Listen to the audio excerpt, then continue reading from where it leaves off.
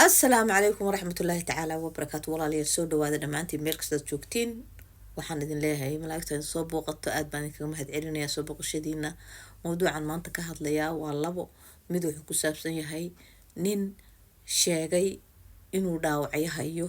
oo soo qabtay xabadana uu jeebkooda ka soo saaray. xabadahaas ay tahay kuwii dadka lagu laayay soo sheegayo iyo dokumentiyo uu soo bandhigay uu leeyahay dokumentigan waxaa lagu lahayaa oo laga qabtay kuwo ah basaasiin. dokumentiyadoodina waa kuwan gabar qaba ama gabar nin ka qaba miyaa la ugaarsanayaa lama oga, balse arrinkani waa arrin xasaasi ah oo keenaysa dhibaato kale iyo fidmo kale. mar haddii shacabkii magaalada deganaa la leeyahay dokumentiyaal iyo wixii ayagu dhoodhoobanayeen kuwii qaatay oo ama gabar ka guursaday ama wiil gabar guursaday oo meesha degan dokumentiyaasha inta la soo qaada xabsiga la dhaho haddii la rabo la dilo, haddii la rabo waxa la rabo lagu sameeyo la yiraahdo waa basaasiin. waxay noqonaysaa dhanka kalena shacabka kale xagga joogana inuu taas iyo ka daranba sameeyo. marka taasoo dhan dan uma ahan shacab, labada shacab midna. new booliskuna waxay meesha u joogaan in nabadda ilaaliyaan. ninkaanina nin wax laga dhageysta aniga umaba haysto inuu yahay, waayo waa ninkii oran jiray xabashidu waa walaalahayo, hawiye waa walaalahayo,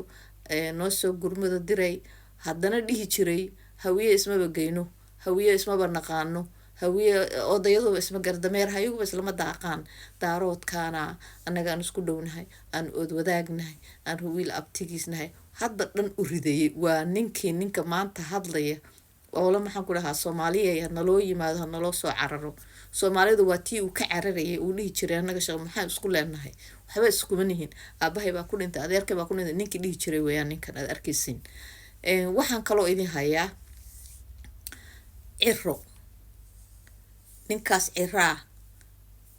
oo maxaan ku dhahaa madaxweynaha loo doortay maamulka wuxuu leeyahay uu ka tacsiideynayaa dadkii ku dhintay maxaa ahaayetood dagaaladii meeshaas ka dhacay. waxaa kale uu leeyahay nabadda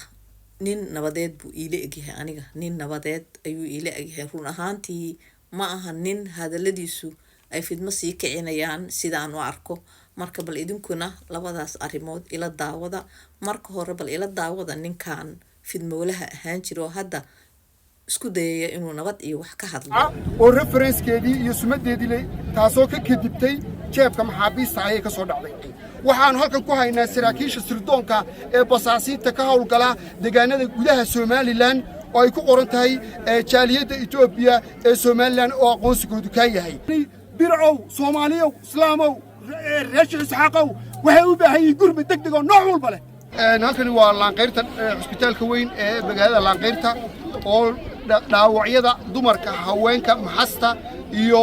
odayaasha iyo waayeelka ay halkan ku xasuuqeen ama deegaanka Tacawalay lagu miray ee lagu xasuuqay awoodii dawlad deegaanka, askartii iyo ciidankii ummadda dhexda u noqon lahayd ee xalay lagu shirqoolay ilaa iyo isgaarsiintii laga goostay. halkan waxa yaala dhaawac tirabeela ligubadle ilaa Hargeysa. waxay dhaawacyadaas iyo dhimashadaas ay ka kooban yihiin dumar, waayeel, caruur si arxan darraa hubka waaweyn ee daradooriga u dhaca lagu xasuuqay dadka shacabka. cidda xasuuqdayna waxa weeyaan ciidankii iyaga dhexda u ahaa ee dawlad deegaanka iyo booliska noocyadiisa kala duwan. waxaa halkan maxaabiis kordhawayta la keenay jeebabkooda ka soo dhacay. aanu halkan ku haynaa rasaastii nooca hubka waaweyn ee daradooriga u dhaca oo referenskeedii iyo sumadeedii taasoo ka kadibtay jeebka maxaabiista ayay ka soo dhacday. waxaasaa dumar iyo ciyaal iyo dad shacaba ay ku xasuuqeen. wax caqlan wa sharcan loo dulqaadan karo oo loo adkaysan kara ma aha. waxaanu haynaa dokumentiskii astaamihii ciidanka dawladda kuwa maryo shacaba xidhan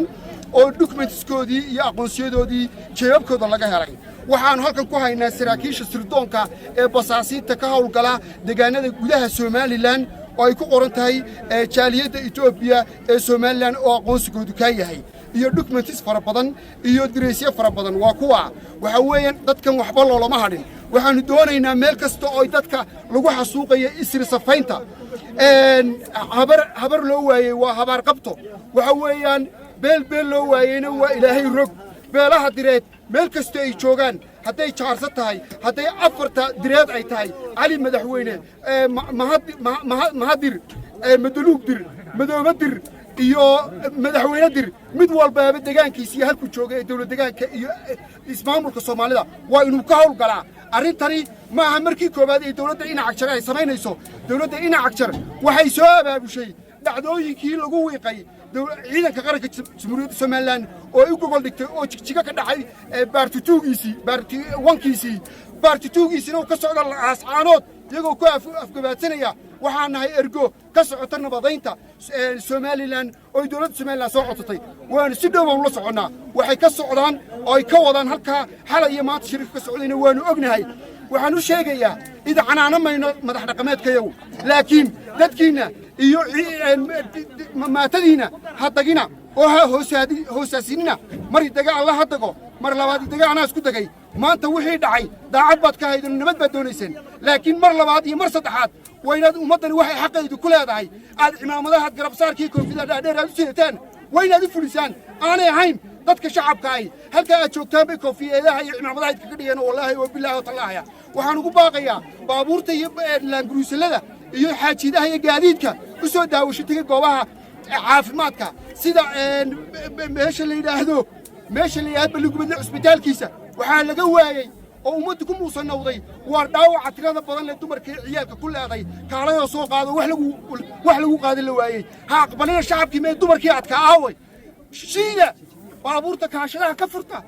soo kaxaysta waxa loo baahan yahay dadkii dhaawac ahay in la guro waxay tarayaan baabuurta haddaydan maanta loo baahan yahay la isticmaalayn waxa kale aanu idin sheegnaa shacabka yaan la idin hoosaasinin dacawalay cadowgii baa haysta aageeda jooga idinkoo caadi fadaysan been anigu halka sheegi maayo faanka TikTok laga sheekayn maayo cadowgii baa haysta afka ha uga gelina wadadaad maraysaan dadkiina waraysta dad xuduudaha ugu dhow waraysta meel idin magacaabi maaye waanu soo bandhigi doonaa dadkani waxaad qarsataa way ku qarsadaan dadkani bircow Soomaaliyow Islaamow reesh Isxaaqow waxay u baahan yihiin gurmad degdeg oo nooc walba waxay sir safayn ciro madaxweyne ciro oo ka hadlaya una duceynaya arrimihii dhacay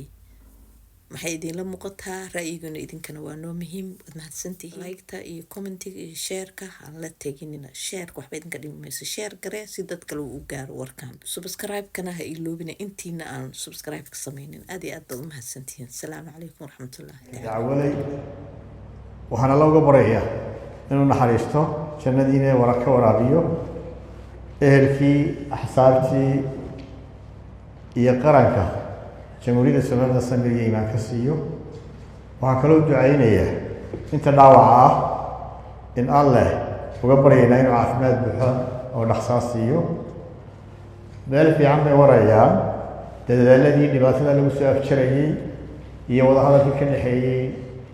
jamhuuriyadda Soomaaliland dowladda federaalka Itoobiya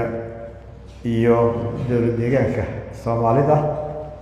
waxaana ku rajo weynahay in la soo afjaro dhibaatadaas waxaa ka xunnahay dhibaatada dhacday waajibka ugu weyn ee maanta ina saaran waxa weeye inaynu nabadii soo celinno dhibaato kale aanay dhicin haddii aan la yidhaahdo